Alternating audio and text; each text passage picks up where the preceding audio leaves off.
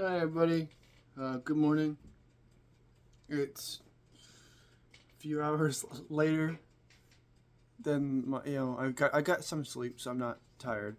But I wanted to get on here because I told my mom I was probably gonna relax and eat some breakfast before I got on here to do another one. But I just kind of wanted to get on here again. But also I just wanted to talk about this little Osmo. It's the DJI Osmo 8, Osmo Mobile 8, I think is what it's called.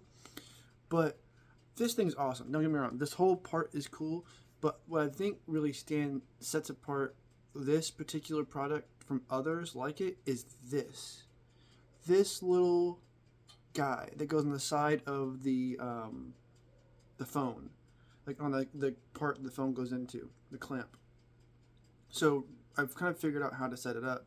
So I kind of find because my room has a lot of little spots I like to sit in. It's pretty modular. I like to shift things around and adjust it as I need to. It makes this small space feel much bigger. It's like how I think tiny homes should be. Like uh Simone Yatch, she has her own, like she's got the Yatch store. Her approach is more, each item has multiple functions, and I like that. I want to do that too. But she's also more a maker than I want. I aspire to be a maker, but I'm not as much of a maker as I'd like to be. Um, I tinker. I'm a tinkerer at the moment. And one of the things that she showed me is how well you can use and take advantage of a small space. We're both. I don't know how tall she is, but I know we're both relatively small. I'm 5'6". So like, I'm not tall. I know for like the world, I'm fairly average, but for America, I'm not tall. I tend to be considered short in America, and sorry, in the United States of America. I have not been to South America. I haven't been to. I've been around the world a few different places. I haven't traveled as much as I'd like.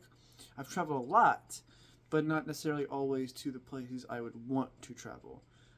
So a lot of them weren't fun trips. Like they weren't unfun. They just weren't trips for fun. All right. So what separates this thing from the rest is that, so like as it is now, it's stationary. It's just a phone mount, right? Any other tripod can do this, right? But as soon as I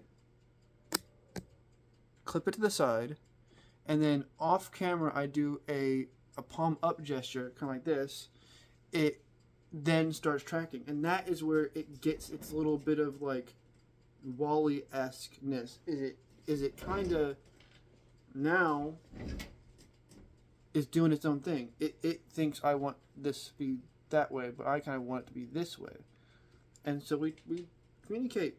I use the different controls. No, so it's like use the controls to. I just got a text from my brother and my mom. So I almost checked it, but that's not what this is about right now. I wanted to chill and talk with y'all while my food is heating up. I'm not going to like stop this video, and I will pause it to eat and watch stuff. About to watch some Rhett and Link or Good Mythical Morning. They're doing it's this today's episode, so it's the Starburst one. Love Starburst. I'm just pretty biased. They're trying all the flavors, and I'm like, I'm sorry, the best flavor I know. A lot of people are probably in opposition to me in this, but I'm pretty sure Jeff Ramsey of regulation gameplay and regulation podcast. I don't know what if they're just called regulation. I haven't listened to their podcast in a bit. I'm a huge fan of Fuckface and 100% Eat and Mikey and Fredo and BK, that's Black Crystal, Jeremy Dooley or Dooley Node. I know I've mentioned these people before. I'm a huge fan of again Iffy Wadiway. I know he has a few collaborations in certain ways. I know Mika Burton. She's awesome. She people know, a lot of people know her now because of who she is, which is what is great. But I know for a long time she struggled with I don't know if it's a struggle, but she was caught in the shadow of her father, LeVar Burton. Obviously, one of the greats. You can't not love LeVar Burton. He's like, yeah, he's one of those people that, like, a Mount Rushmore of people like him would be LeVar Burton, Mr. Rogers, um, uh, oh man, there's a few other people like that. You know, that list can go and can grow and grow. I don't want to start adding names, and it's not limited to four faces. I think Mount Rushmore, because originally Mount Rushmore was supposed to have more. Uh, they stopped at four because of budget concerns, and so, like, if you think about it, Mount Rushmore could be more. I think it should be more, and it never should be. There's certain people should never have their face up there. That's just. I think we all know who shouldn't be up there. Um, I mean, I love an obelisk, like with the Washington Monument, but I mean, it's a little like on the nose, right? Like it's a little Egyptian, a little bit like, hey, it's awfully phallic. It's just like the Washington Monument could have been something different.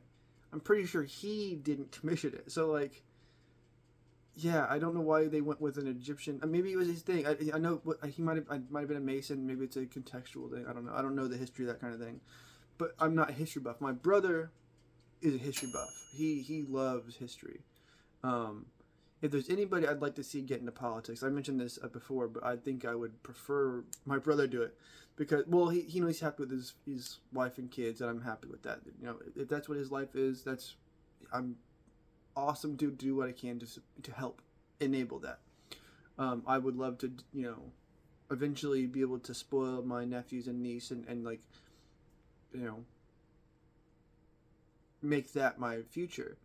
As you've heard the ding, but like the person I would rather have in Mark Wayne's position, like I don't like Mark Wayne. I just don't. I don't think a person should be so quick to resort to violence. It kind of goes with my idea of you've got a utility belt. If you're Batman, you don't always need to switch to the Batarang. It's like with the Pete Holmes Batman. Um, the fact that there's that one video of him with the penguin, and he's like, "I don't kill people," but then he like throws a batarang, and you're like, "Dog, you just killed that guy!" Like, really? Like, he doesn't need to always switch to the batarang. He's supposed to be the world's greatest detective. He's supposed to be incredibly intelligent. Like they say that one of the I've never read this comic. It was one I've always wanted to. It was a comic version where Batman gets the Green Lantern ring. I don't know if he earned it or if he took it from Hal Jordan or took it from John Stewart or somebody else, but Batman gets the Green Lantern ring, and it's almost like if Batman got a symbiote, like if Venom, obviously different universes, different realities, but like if Batman was Venom or if Batman was Spawn, you're like, okay. Like if Batman had the gumption to go Iron Man, like full like bore admit to the public, he'd be a much scarier guy than Tony Stark. Bruce Wayne going Iron Man, I think is way scarier than Tony. For a good guy, he'd still be a good guy. But if you think about it, I think Tony Stark, if he went through Batman's scenario, he'd become a villain in a weird way. Like, because if you think if the way that the MCU is going, I haven't looked much into it, but it's almost what they're saying is that yes, he is the hero, but he got given the chance to be a hero. He like with like so I've had a life of challenges. We all had lives of challenges, but so I think I'm gonna have this video be roughly about the idea of truth and choice and context. I'm gonna cut this one not too short, but shortish, so maybe like 15 minutes, 10-15 minutes.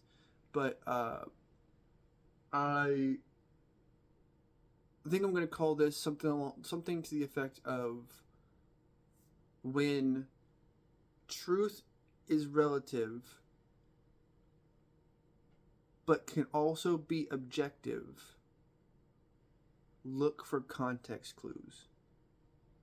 Because when I was growing up, I can be very literal, and it's one of the things I've always struggled with. Is sometimes I can take a metaphor and make it literal, and then when I understood the concept of metaphor, all things became metaphor. Like the literal part of me subsumed the metaphor, and then made the metaphor literal. If you understand, and I think what we need to do is be able to understand the metaphor and understand the literal, perspective of something, while also being able to separate ourselves from both at the same time. We have to be able to hold that in ourselves, whether it's a belief, whether it's faith, whether it's just knowledge.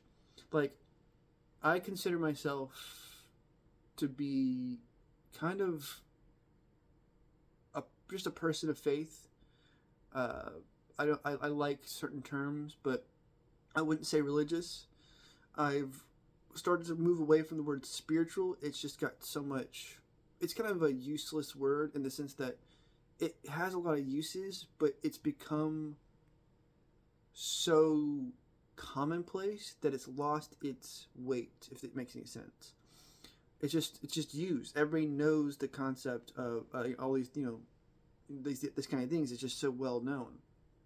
But what I mean is that so when truth is relative, because some truths are based on relativity, and Einstein proved that, or sought to prove that, and did a really good job of making it a good case for it, right? His theory of relativity. It's not the law of relativity, it's the theory of relativity. So he is shown us that based on his perception of reality, that this seems to be true, right? When he says the theory of relativity.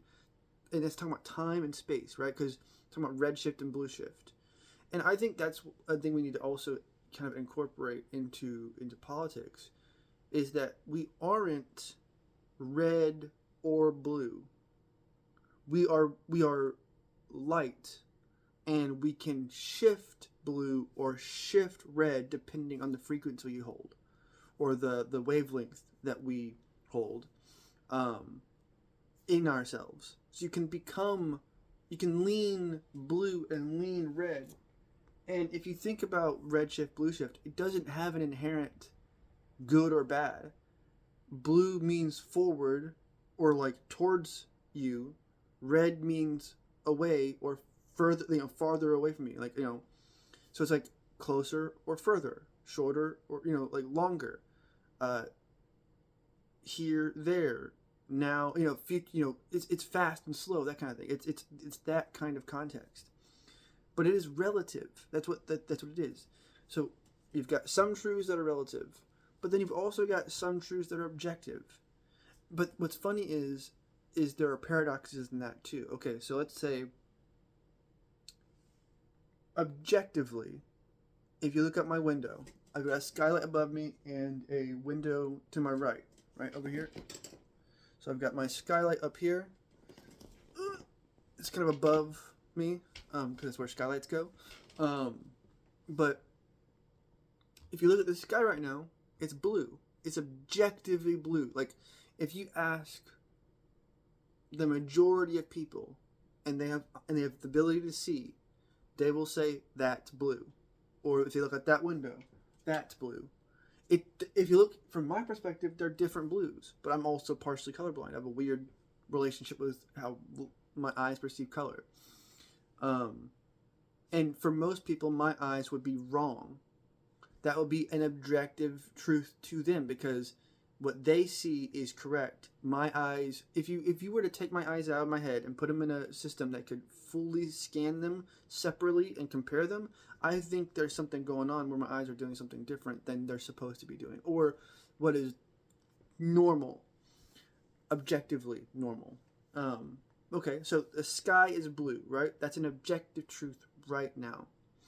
And then you can say the sky is up or the sun is up right now, right? That's also an objective truth. We can say up in the sense of not, it's daytime. The sun is up. That is, it means it's daytime, right? That is a objective fact. But it's also subjective because to me, the sun is up. But to half the world, the sun is down. And then the other way is true. For half the world, yes, objectively the sky is blue. But for the other half of the world, objectively, roughly half, objectively, it might be called black. But I prefer that, I don't know if the sky is ever black, if you really think about it. Because, well, not, okay, here, okay. In a city with lights, like, if, in a city, in a town that stays lit up to some degree, there is no such thing as true black unless you go into like a Vanta black room. But with here, you actually get like true black. Like it's so dark, it feels like it's here, not there. You know what I mean? And so the sky is black subjectively in that moment. But to the other roughly half the world, it's blue. And then there's a small subsection of the world that would say, well, it's blue and white, or it's gray, or it's whatever. Like in Australia, where the sky turned red, then for them, subjectively, but also objectively, the sky is red. So it's all contextual, it's all context based. And that's why when I said, I think it was my last video, one of my previous videos, that I think that I have come up with a solution to the dark forest theory, and as a like a follow-on effect of that, I believe that I've set the stage for somebody else to then use that as a way to better understand the Fermi paradox. Like if we're in an occupied universe and we're not the only occupants, where are all the rest, right? That kind of thing. Like if this whole thing isn't empty, how can we be the only ones, kind of idea. And with the dark forest theory, it proposes that the reason is because we've all learned to fear each other. And I get that. It makes sense. Like you've been slapped on the hand a few too many times. You've touched the hot stove, and now you're afraid of the stove. You've developed a phobia of the stove. You've developed a phobia of speaking up in class because the teacher might be a little bit harsher than they should be, or maybe you're being bullied to speak or bullied not to speak, and you're traumatized by that. So when you are asked to speak and you refuse, then it makes it look worse. It's all these different things. It's all context, right? So for the Fermi paradox and the idea of the dark forest theory, the reason I believe it's a shade of the truth but not the truth is that I've stood in this forest when it's dark, and there's relative levels of darkness. Some days it's a full moon and it's so bright and it's so pretty, you can see like into the trees, like way back, and you can kind of like, it's like a clear stage of leaves, and it's like really cool. But some nights it is that Vanta Black room kind of vibe. But then some nights you get Stygian blue. It's so dark blue that your eyes perceive it as black. There's a video, I can't remember the name of it, but there's a person who goes into Stygian blue, hyperbolic orange, and self-luminous red. That's such a cool, like, those are such cool terms. Like, I'm a huge nerd. I'm like, man, those would be, like, using those in, like, character names, like having Stygian be something related to a character is such a cool word. Like, but I'm also like the blue guy. My brother, when we were brand new, well, I was, a little bit ahead of him, but when he could speak, one of the first things he called me, and I still remember, this is crazy, it's actually a memory. It's not one of those like a memory of a memory or a memory of a story of a memory. It's actually a memory. But I remember him, he kept calling me the blue guy. And I don't remember the context of like why in that moment he was calling me the blue guy, but I've held on to it my entire life. I've just been the blue guy. Um and it's ironic because I'm a huge fan of Shiva and Vishnu. Um, Brahman's great. He's a creator, but he's also a flawed creator. That's the point of him having one of his heads removed. Is that he was pure and he would have been represented with blue, but he crossed a line, and Shiva had to say. I think it was Shiva. I'm pretty sure Shiva said to Brahman, "Well, you crossed a line. You've got to be reprimanded." Um, and I believe that from that experience, Brahman has learned. Learned from that experience. Obviously, he's a being of infinity. So, I can't. I would love to be able to sit across the table from him and ask him questions, but I have a closer relationship with Vishnu and Shiva, I would say, and Krishna, and the different avatars. I'm hoping to one day, in person. It'd be great. Wouldn't it be great if this is the era when Kalki shows up? Like whoever that is, whatever that name is, because I think that people have. Yeah, I have a whole bunch of theories about that, but the idea of the blue guy, and then eventually learning about Hinduism, and understanding that both Shiva and Vishnu, which I have on my board over here, it's kind of funny. They're so interesting to me. They're fascinating. Shakti, Parvati, Kali, Lakshmi, um, all these different beings who I believe, and to a certain degree, you can say they're like faces of each other. Because like if with the Trimurti idea of like Brahman, Shiva, and Vishnu, you have three parts of a whole, but there are also three individual beings. But then those three individual beings become an individual, and then that individual is part of a larger whole. It's all fractals. It's all context. Like some people debate whether Shiva came first or Vishnu came first, and I just say yes, because, or who is stronger, and I just say yes because, or I think yes because infinite times infinite is infinite. Infinite plus infinite is infinite. Infinite plus one is still infinite. Infinite minus one is still infinite. And so you can have a dark blue infinite and a slightly lighter blue infinite, and they're both infinite. Like the ocean. If you've ever been on a boat when you're just out on a deep ocean, right? With that dark water and the clear blue sky, no clouds in the sky, just you in the boat, and you're stationary.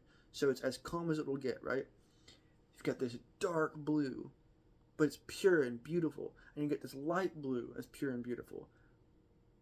They're both, as far as your perspective is concerned, infinite, right?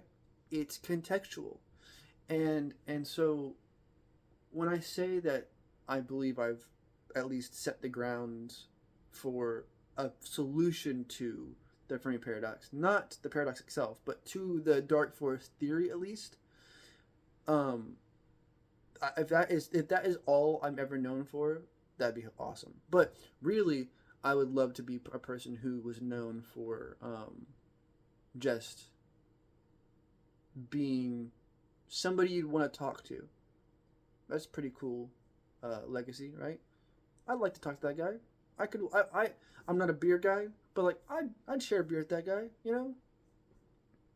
Old school with the mugs where you actually clink them, and then a little bit of liquids get in both glasses, because just like that's how it's supposed to be, right? It's supposed to be trust but verify. It's trust, but also verify. It's context. Like, yes, the guy across from you has been your friend your entire life, but is he still? Like, was he to begin with? Like, okay, context. I love My Hero Academia. I'm a huge anime fan. And I know I'm going to get flack from people who are part of this community, but I can't stand Bakugo. I like his powers. I like his design. Can't stand the character. Um, I think he is well written. I think he serves a purpose. But as a person, I would never associate with him. As soon as he told his friend to kill himself, and maybe you'll get powers next time, just like, or a quirk. They call them quirks in My Hero Academia, which is I love. I have a story I've been working on for a while that's like superhero based, and I don't use the word quirks. I have a different term, and it has a different meaning for me, but it works kind of like quirks, rhymed. But with My Hero Academia, Bakugo's quirk is he can make explosions, but the way he does it is really cool. It's such a cool way to do it. It doesn't just mean he just conjures explosions here or there somewhere. No, his sweat is able to be nitroglycerin. It doesn't have to be. It can be. He can choose when it's nitroglycerin and when it's sweat, right?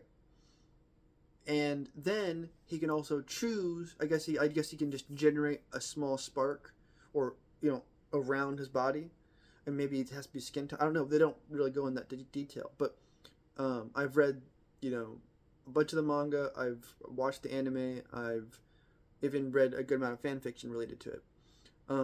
But it doesn't really go into detail about whether it's a spark on the skin or a spark near the skin. But we know it's nitroglycerin. We know he sweats, and he can choose it to be nitroglycerin. And he typically has it come out from his hands or forearms because that's where his gauntlets are. But theoretically, it's his entire body. Like, his entire body can do it. But when you meet the characters in My Hero Academia, you meet them first as kids, like young kids. So 5 years old. This is before Deku gets told. He goes to check on his quirk, see what he has, that kind of thing. I'm gonna try to not spoil anything as much as possible, other than the fact that Bakugo sucks, and that his powers are dope, and the way they did the powers are awesome. But Bakugo as a person is a terrible person and should be kept away from polite society because he is a danger, and the only reason he isn't a villain is because his friend never gave up on him, when really I think that Deku should have cut ties with Bakugo as soon as he got into high school. He should have done he's in the class. He can't choose which class he's in. He doesn't get to choose who's in his class with him. But he should have let Bakugo consider him to be a rival, and then just be his rival. Be friends with Todoroki. Be friends with all the other people in the class. And not necessarily the freaking gross ass kid with the bubbles on his head. He's a freaking creep. Not him. Not Bakugo. Both of them suck. But the rest are just pretty solid people. And I'm sure the kid could get better, but he's just he's a pervert. He's a creep. He needs to stop. I know he's a teenager, but when you know better. You've got parents. Listen to would you want your mom to be treated that way? Like, would you want somebody to walk down the street while you're with your mom? Like, say you're going to see a movie or going to my mom loves farmers markets. Let's say I was going to a farmers market with my mom. Would I want some guy to just catcall her or say something inappropriate to her or about her? No. I wouldn't necessarily start a fight for it because we're in public. I don't want to ruin people's days. I don't want to hurt anybody. But at the same time, it's that's not cool, right? So I wouldn't want to talk to or hang out with that person who said those things. I would be like, hey man, Why don't you like mind your manners? Like that's my mom you're talking to or talking about, and then just try to move on, right? Like don't try to escalate, try to keep it there, but like hey, we live in a place that has a level of understanding when it comes to like how to be polite and how not to treat people, and we should all be able to do that, right? So my assertion when it comes to the dark forest theory is that yes, a dark forest like in Harry Potter can be dangerous and scary, but a dark forest like where I am, where my home is, my dark forest is a peaceful dark forest. My dark forest is a haven. My dark forest is an Eden, an Eden. And yes, animals, you know, do their thing. We have deer, we've got bears, we've got coyotes, we've got moose. I don't know if we have any moose near me specifically, but not far away. And we're in Maine. We're not far from Canada. Like, one of my favorite facts I learned from Brennan Lee Mulligan is that moose, I love moose, are one of the, or no, moose are the last remaining North American megafauna. They outlived the flat-faced bear, which is crazy because, for context, the flat-faced bear. If you've listened to Joe Rogan, it came up before, but the flat-faced bear was bigger than a grizzly, bigger than a polar bear, and the moose survived. If a thing that only attacks in defense mode can survive something that attacks everything because it can, you can too. And so, yes, there are things in this forest that can be dangerous, but in context, you're safe in my forest. One, especially in this clearing in my part of the forest, by my kennel, by this kennel, the dogs are safe, I'm safe, because I am here protecting it. That is what we're supposed to be. We're supposed to be gardeners. We're supposed to be protectors. We're supposed to be guides. We're supposed to be stewards. We're supposed to be teachers. We're supposed to be friends. We're supposed to be neighbors.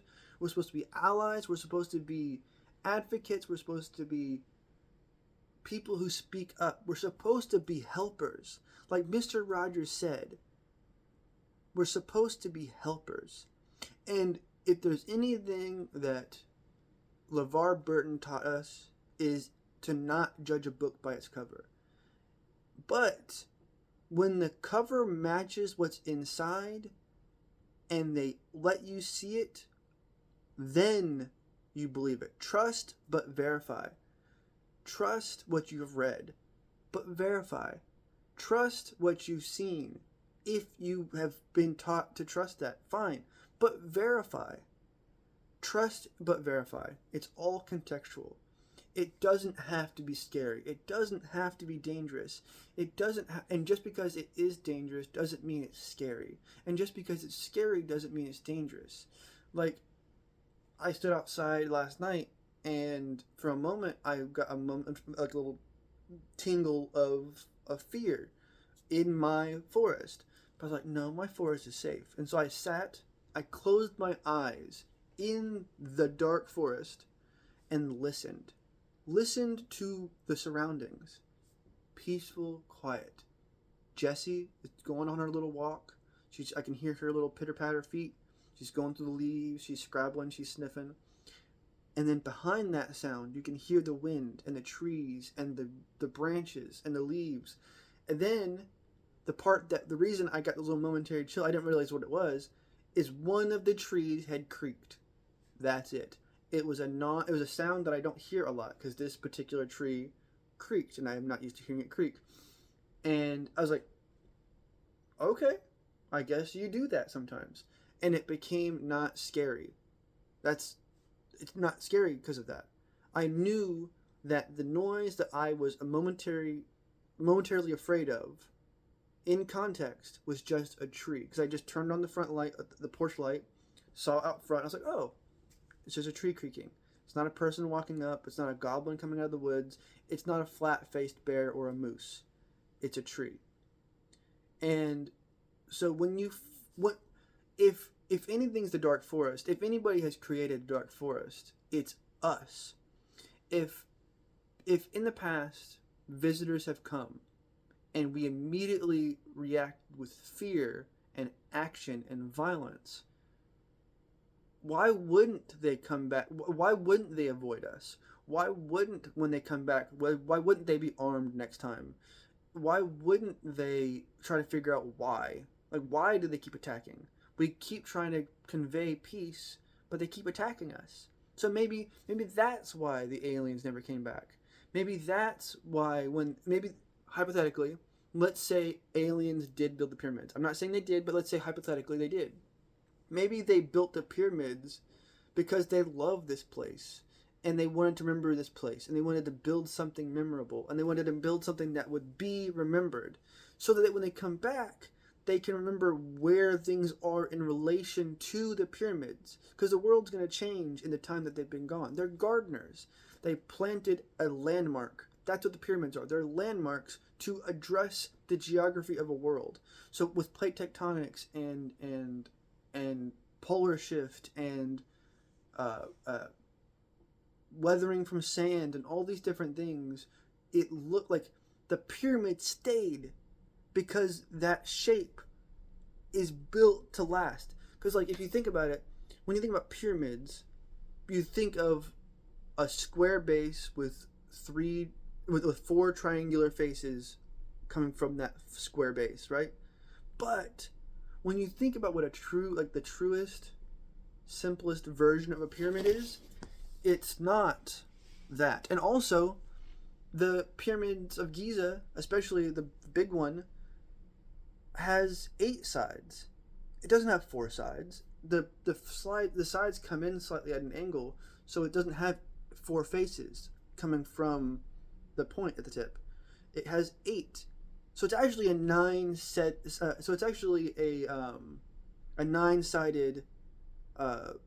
polyhedron, not a 5-sided polyhedron.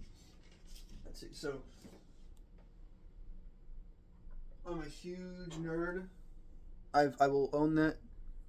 I have my little dice cup. I like skulls. Skulls to me are a good thing. Like, skulls can represent death. I was kind of trying to show the tapestry above me. But yeah, skulls are used to represent death. Sure. But they're also homes for small creatures. They're also like aesthetically interesting. They're the material, the bone that makes up the skull is interesting in itself. There's so many different things about a skull and bones and these things that, yes, can be scary or ominous. And, like, yes, contextually, if you didn't know what this was, it can be scary or ominous because it's like leather-ish and it's got skulls all over it. But then, a nerd like me who likes to look at stuff looks at the bottom and says, that's pretty modern. That's an interesting design. That's not some ancient skull pattern. That's a little 3-dimensional cube. That's interesting. That's not scary. What could that be? And then, sorry, 3-dimensional cube is redundant. It's a cube. But then again, a 4-dimensional cube would be a tesseract, so that would be, yeah. So I got it's just dice, right? But a true pyramid, if you boil it down to its simplest shape, do I have a D4 in here? Let me see. I think I've got a D4 in here. Yeah, the traditional D4 looks like this.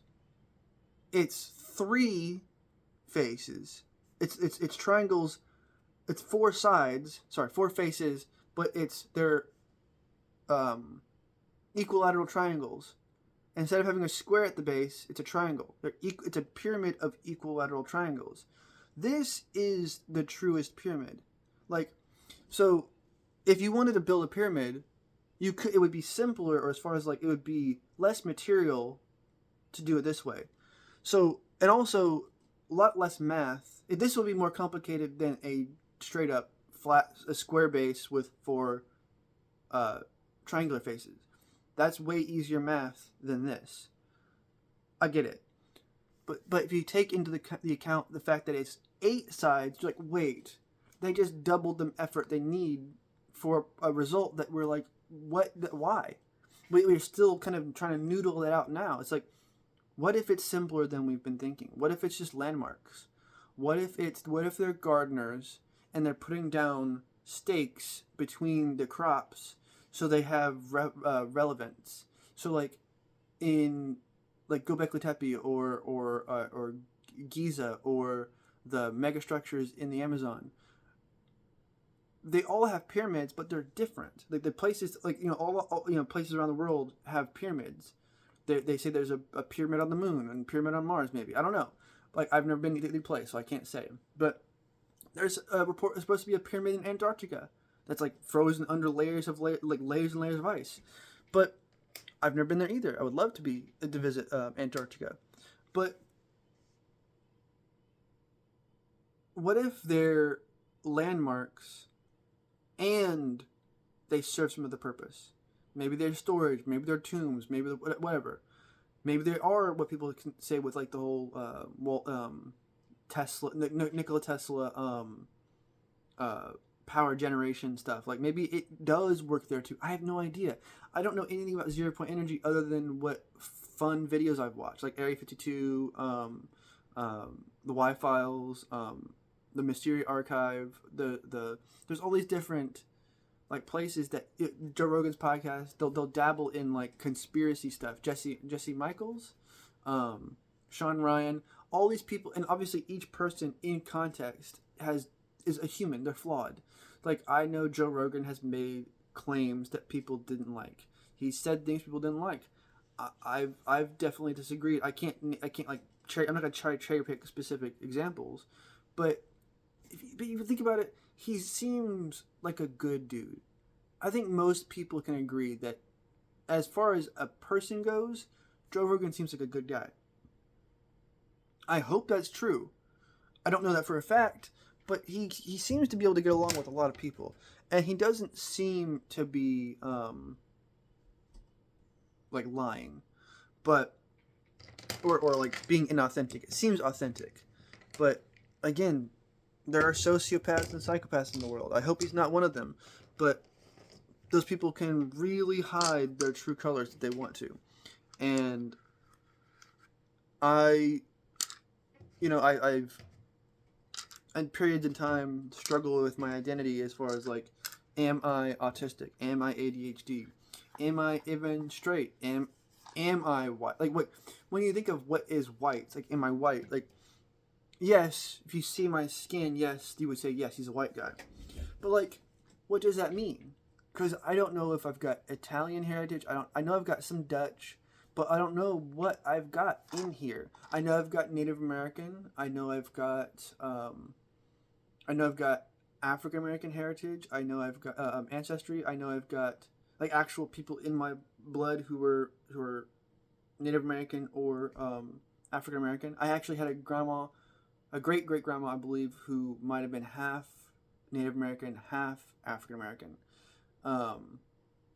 Like, so it's pretty far up there, but like, we just don't know. Like, if you look at, I've never done the ancestry thing. I've had, obviously with the Air Force, I'm sure they took my DNA and all that jazz. It's on there somewhere. It's probably on file somewhere. But I've never submitted my DNA to somebody for, analysis. So I don't know what white means in context. Like, am I Dutch white? Am I Polish white? Am I Irish white? Am I Jewish white? Like, because like, some people who are from Israel or Jewish are white, but not all people are. Some people who are Jewish, some people who are Israeli are darker complected. That just happens. Jesse some people might say Jessie is a black dog, but that's not always true, or not all. That's not all the way true because she has the very obvious white patches. But even on a separate note, when you see her in different contexts, in different lenses, in different light, she's got brown patches. But you wouldn't see it unless you were standing right next to her and had the right angle. To anybody else seeing her in that moment, she would look like a black dog with white spots. But she's not. She's Jessie. She just happens to have black fur and white fur. And also brown fur. And her eyes are brown. Who cares? Like I love Brandon Sanderson. He's one of my favorite authors. And I love what he's done with picking up the Wheel of Time. I haven't finished the Wheel of Time. I've read a good enough, like 5 or 6 of the books, but I haven't gone further because it's a real commitment. But what he's done with the Cosmere and especially the Way of Kings in that series, I love the Stormlight Archive. I love the way that they're like representing things. He represents things in such an interesting way. He takes it to that level where you're like, yeah, it is silly. Like, okay, so one of the main conflicts in the Stormlight Archive is, I'll try not to spoil anything, is the difference between those who have and those who have not, those who can and those who can't, and it typically falls on this divide between people with dark eyes and people with light eyes. Not skin tone, eye color. And then you're like, but what about heterochromia? Where does that come into play? If a person has, like, I technically have heterochromia. When you look at my eyes in a mirror up close, look close enough, they're technically different. One is blue, one is kind of green and blue with gray. But this one is essentially just blue. But this one has a little bit of green, a little bit of gray, a little bit of blue. But when you're here, it looks like blue, gray, and green. But when you step here, like when you step past 5 feet from me, they just look blue. And in different light, they can look gray, they can, so it's like, it's context. And where would I stand? Obviously, in this world, I've benefited from having this. But in their world, would I be a have or have not? Well, all the have-nots are aristocrats. Would they accept me for having a beard? Well, their king has a beard, so maybe beards are acceptable. But I have long hair. Like, there's all these different things. It's like, would they accept me? Like, I know that they don't talk about skin tone much in the story, the books, and it comes up, sure, but it's not the main thing. It's eye color. It's whether or not they can wear certain armor, whether or not they're holding a type of sword, whether or not they've got built-in armor or they wear armor, that kind of stuff. And it's really a cool story, and it does it so well, and it's an interconnected universe, but you can read a book that's part of a series, and the book itself is good by itself. Yes, it helps to have the context of the story, of the series, of the Cosmere in its entirety. Kind of like with D20 and Exandria and all these others, World Beyond Number. I forget about what Bria Igar's. I don't know if she's got her own world. I know about Matt Mercer's world and the worlds that Brennan does. But that all is contextual. Like with Dimension 20, it's Dimension 20 is the umbrella like name, but it covers so many things. Like, yes, Dimension 20 is a real play TTRPG D&D inspired show, and it is run in large part by Brennan Lee Mulligan, but he's had guest hosts. He's hosting other shows. He's literally doing the campaign for of Matt Mercer's his Exandria right now, and it's like, and so both are showing that they're like, Matt Mercer does it one way where his is a world and you play in his world, but do what you want with his world. He'll just show you where the tools and he's like, oh hey, you're hanging out at my house, Here's where the bathroom is. Here's where I have spare towels. Make yourself a home. That is how Matt Mercer approaches his world. He's like, I'm gonna hand you a book. Do what you will. Read a page, read a word, read none of it. Whatever makes you happy. Cool. And then Brennan is kind of is a different perspective. His what I've understood his to be is that he has essentially infinite worlds up here. I do too. I have like infinite worlds up here. He just wants each one to be fully fleshed out and good and a full cohesive story. So he likes to build it into a story structure. Act,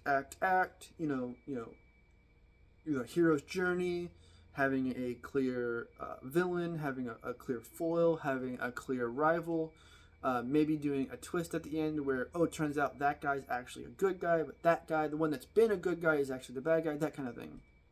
But it's a story structure. He's telling a story in a world, and the world is serving the story. But it's like kind of opposite. But it's also context, because they're not opposites either. But I can feel myself losing the thread. It's been about 51, almost 52 minutes now.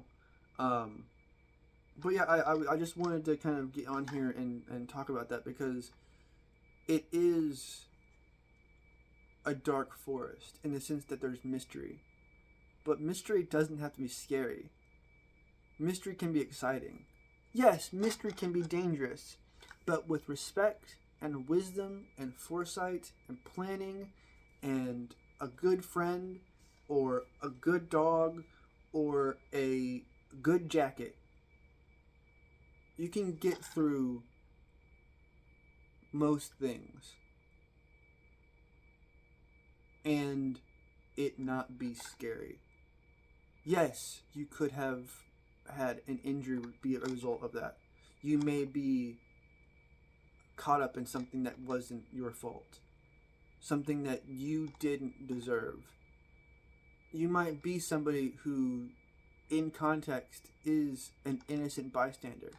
You might be a child being used as a pawn in some mad false king's war of choice. And you then might be sacrificed to this sad king's depravity as a form of grandstanding, let's say. And it's not your fault. That person made that decision. And yes, you suffered for it. But you are still loved. You are still perfect. The person who didn't make that decision, that person who didn't let their darker urges prevail,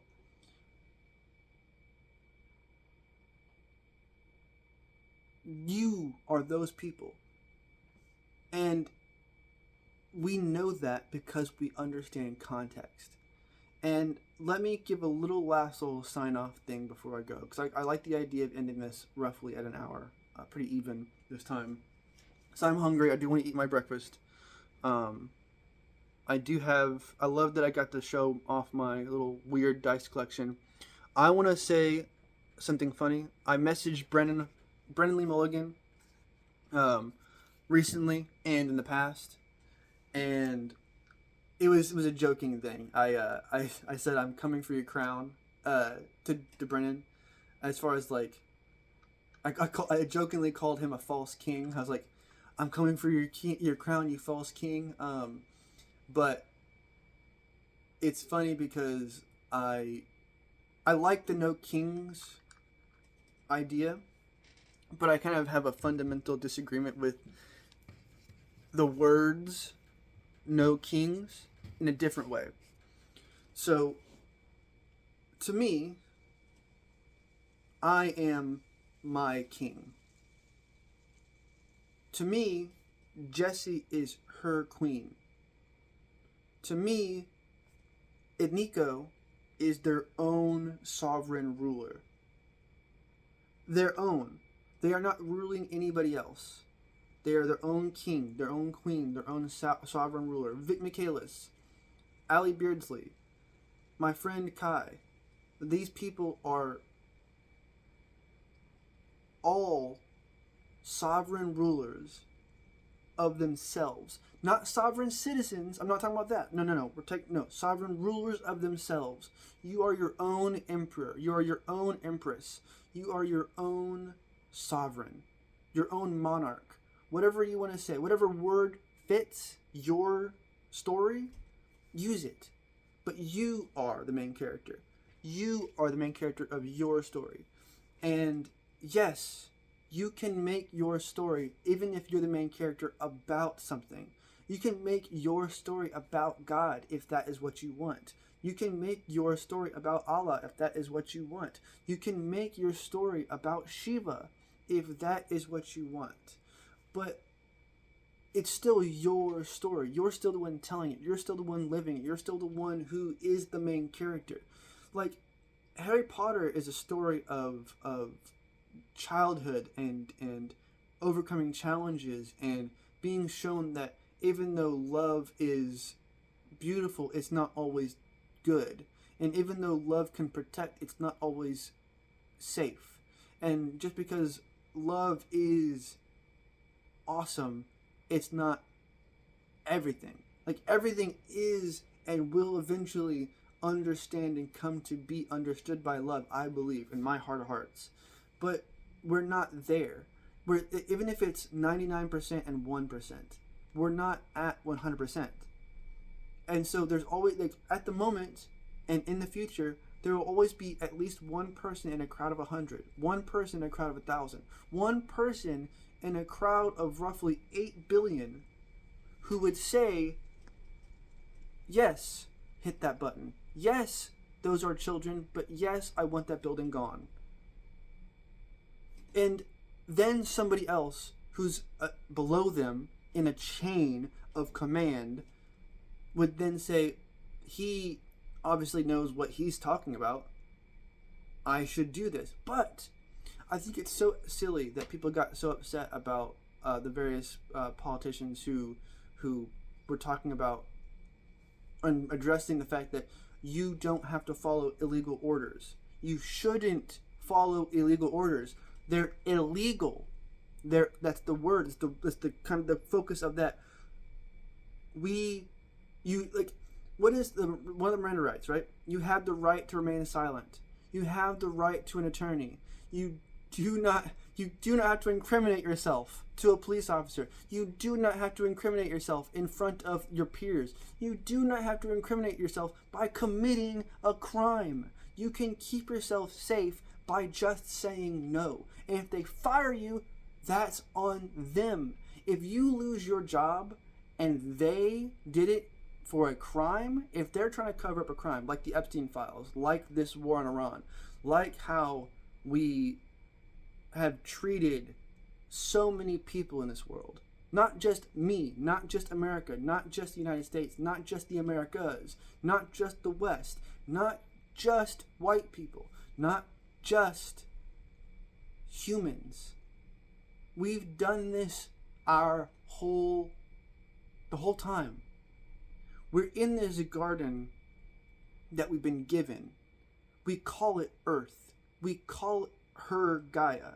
We call this place a spaceship, a satellite, a planetary body, a rock in space, a mote of dust in God's eye.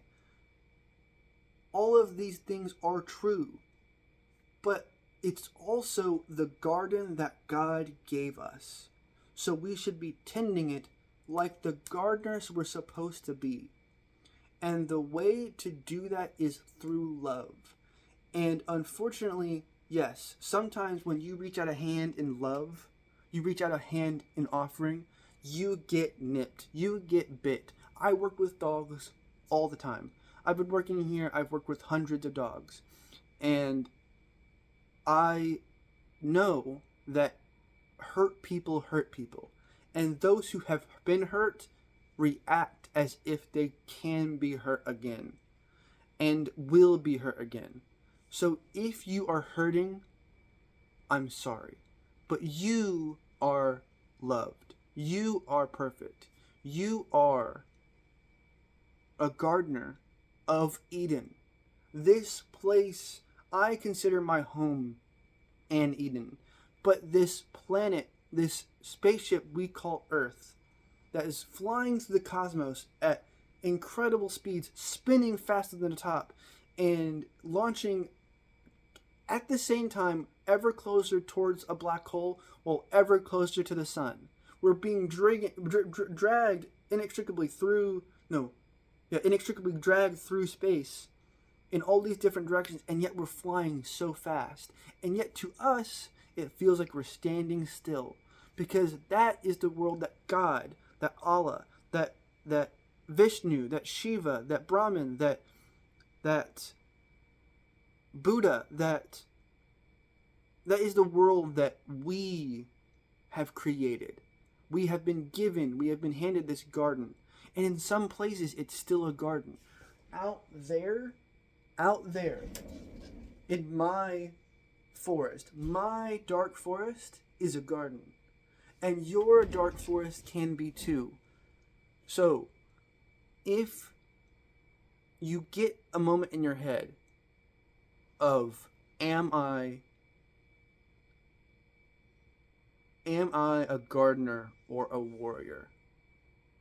Am I a destroyer or a protector? I love language. And one of my favorite phrases works best in Spanish. And I apologize if my accent isn't very good. I will try to do this credit. But it is, ¿por qué no los dos? Why not both? Embrace the paradox. Choose to be a warrior when wars happen, and choose to be a gardener when there's peace.